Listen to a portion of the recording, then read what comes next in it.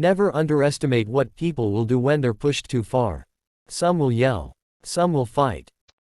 And some will take matters into their own hands in ways nobody saw coming. Now imagine this. Every day, you look out your front window and see tire marks across your lawn. Not once, not twice, but over and over again. And the person behind the wheel. Not some random stranger. Not a delivery driver. It's a member of your HOA. Someone who's supposed to enforce the rules, not break them. What do you do when the people in power treat your property like it's their personal driveway? This is the story of one black homeowner who decided enough was enough. After being ignored, dismissed, and disrespected, he fought back in a way that shocked the entire neighborhood. He planted spikes under the grass to stop HOA Karen from ever driving through his yard again. But this isn't just about a lawn. This story opens up bigger questions, about race, about respect, about power, and about what happens when you defend what's yours in a world that doesn't always respect your boundaries. Stick around, because by the end of this story, you'll be asking yourself, was he right to do it, or did he go too far? It started like a lot of neighborhood problems do, small. A car cutting too close. A little mud on the grass. But small problems don't stay small when they happen every single day. For this homeowner, the lawn wasn't just grass. It was pride. It was his. And it mattered. Every time he mowed it, every time he watered it, he was putting in work. And then, like clockwork, Karen would swing her car right across it, leaving her mark. And here's the real insult, she wasn't just anybody. She was part of the HOA. The very group that was supposed to keep the neighborhood in order. Now, if you've ever lived under an HOA, you know how strict they can be.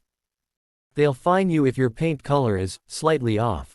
They'll write you up for a trash can left out too long. They'll send letters about weeds before you even notice them yourself. But when he complained about his lawn, silence. No fines.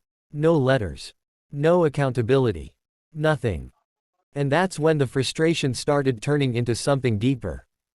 Let's be real, boundaries aren't just about fences and property lines. They're about respect. When somebody crosses your space without permission, they're saying, your rules don't matter to me. For this homeowner, every tire mark was like a slap in the face. It wasn't just grass getting crushed, it was dignity. And when he tried to raise the issue, nobody cared. Imagine that.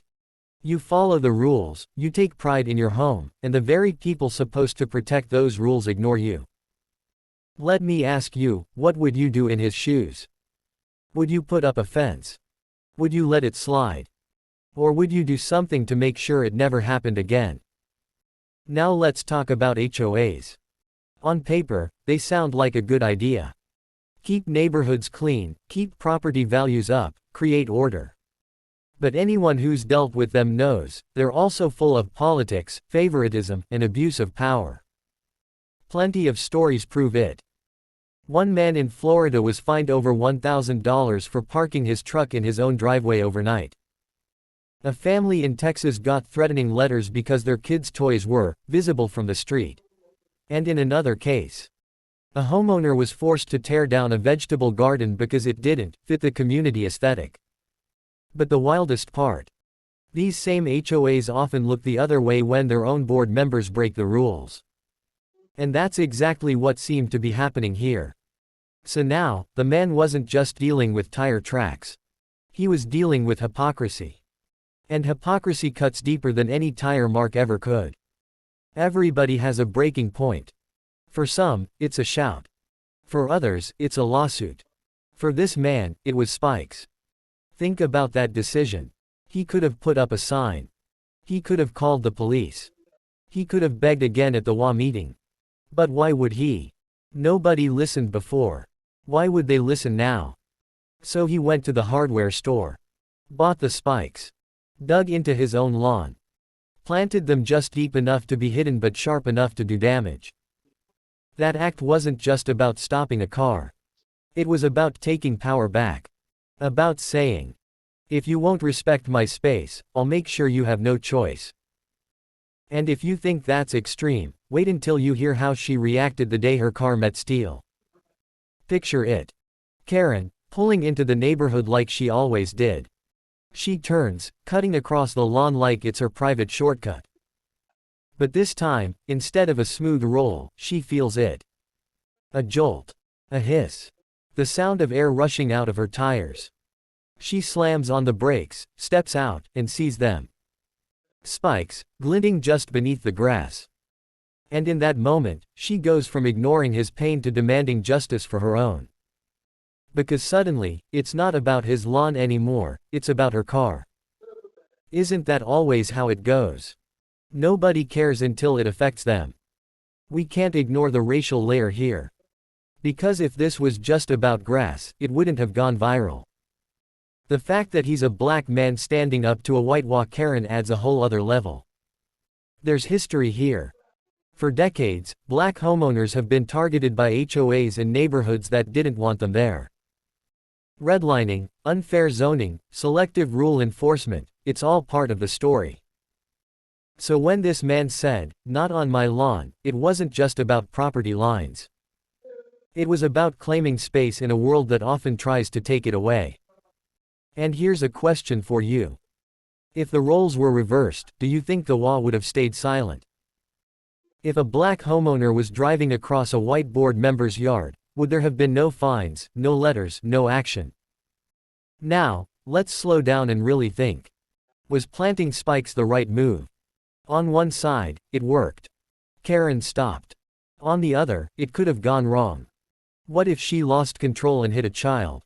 What if another driver cut across by mistake? This is the tension of the story.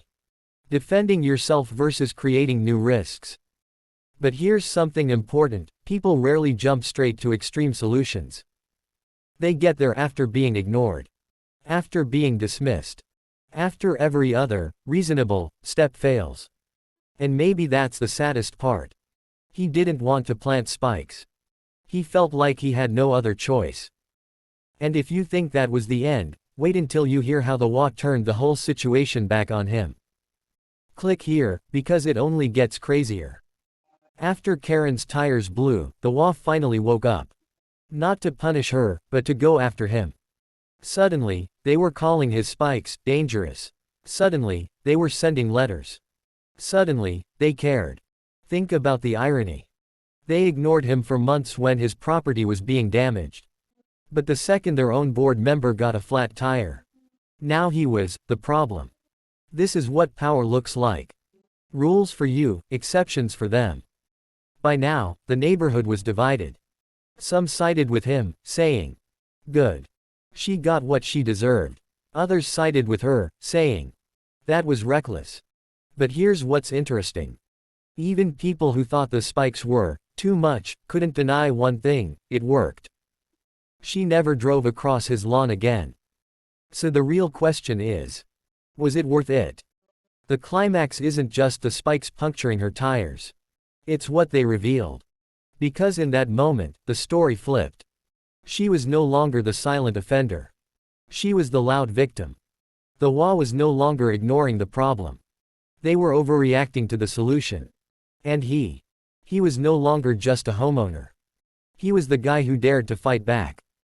That shift is what makes this story bigger than a lawn dispute. It's a story about who gets to set boundaries and who gets to break them. About how quickly justice gets rewritten when the powerful get uncomfortable. So what do we take away from this? It's not just about spikes or lawns. It's about respect. About the difference between rules on paper and rules in practice. About what happens when systems that are supposed to protect you decide you don't matter. For this man, the spikes weren't just metal in the dirt. They were a line in the sand. A way of saying, "You ignored me before, but you can't ignore me now." But was it right? That's where I want to hear from you. Do you think he went too far, or was it the only way to make her stop? Drop your thoughts in the comments, I really want to see where you stand. And if you thought this was wild, just wait until you hear what happened in the next one nightmare. Watch it right here.